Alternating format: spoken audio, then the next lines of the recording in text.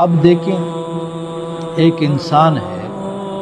اللہ تبارک و تعالی نے دونوں راستے حق اور باطل سب بتا دیے ہیں۔ ایک انسان جان بوجھ کے وہ باطل کے راستے پر چلتا ہے تو پھر اس میں بڑھتا ہی جاتا ہے اور حق کے راستے پر نہیں جاتا، تو رب العالمین ان کی صلاحیتوں کو وہ سلب کر دیتا ہے، اس حوالے سے کہ ان کے دلوں کو سیل کر دیتا ہے اور ان کے کانوں کو اور ان کی آنکھوں پر پردہ آ جاتا ہے، اب وہ حق سے محروم ہو جاتے ہیں۔ یہ ایک بہت بڑی سزا ہے جو اللہ تبارک و تعالی سخت قسم کے